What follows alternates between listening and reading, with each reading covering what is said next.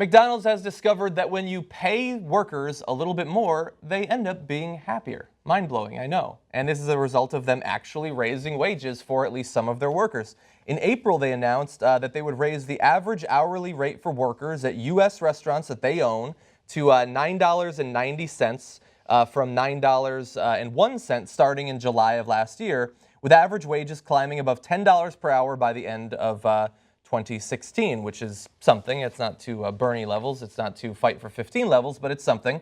The company also said it would allow those employees to earn up to 5 days of paid vacation every year following 1 year of employment. Jesus Christ. What the fuck? 5 days, dude. Maybe 5 they days. can earn 5 days after a year of backbreaking, grinding labor. Jesus. We have a fucked up country. We do. But there's a good end to this, perhaps. The raise has affected only about 10% of workers. That's not really McDonald's fault, I guess. The vast majority of their restaurants are franchised. I wonder if legally they could require franchisees to pay higher. I'm not sure that they could do anything they want. Well, that would be they something. They can do anything to a franchisee. Yeah, so here's a quote from McDonald's U.S. president. It has done what we expected it to. 90-day turnover rates are down. Our survey scores are up. We have more staff in restaurants. So far, we're pleased with it. It was a significant investment, obviously, but it's working well.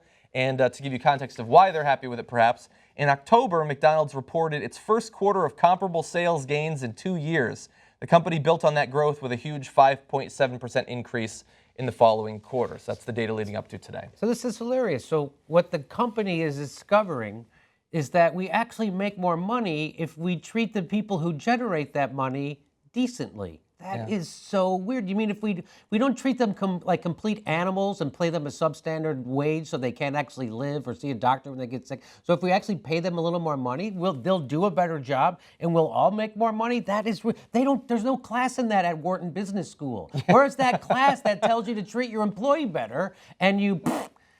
So they did a study one time, and so what they did was they gave all these employees extra stuff. Like they gave them an extra 15 minutes at lunch. And then they gave them lunch. And then they gave them a better lunch, right? They paid for it. And they did all these things for it.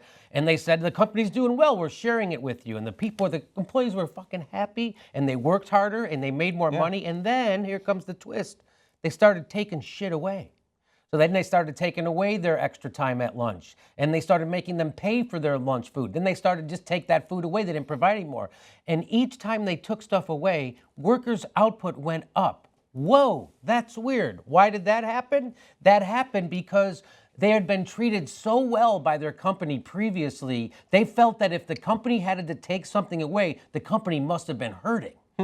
So they had to work extra hard to make sure their company could get back on their feet. That's how people think about their employer. People are too nice. That's how people think. So when you treat them with a little bit of humanity, they give it to you back in spades. Yeah. And that's what's wrong with our corporate culture, because our corporate culture only talks about the quarterly profits. And you don't make a quarterly profit by investing long-term in anything. Yeah.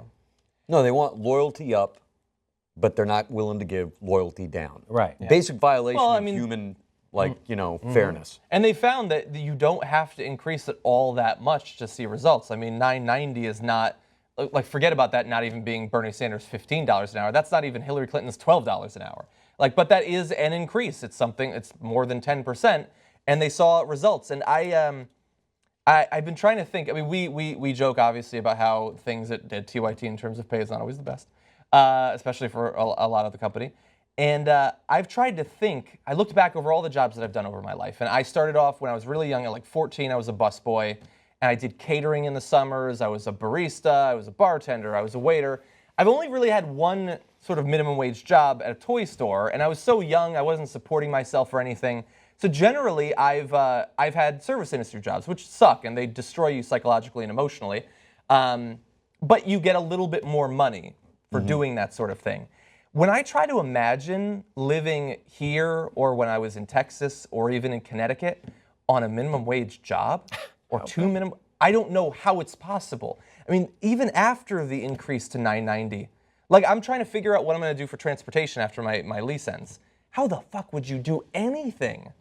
You would have to, unfortunately, buy an extremely cheap car that's probably on the brink of failure. And you're I going to mean, you spend just go more. from financial crisis to financial crisis. It's expensive being poor. Yeah. If you're poor, you're living in a neighborhood where the cost of average consumer goods, whether it's food, beer, whatever, they're way higher than the rest of town. Yeah. Your ability to get credit, to lease a car, to do anything, it's much more expensive To get a than good someone who's wealthy. interest rate when you get credit. Exactly. Exactly.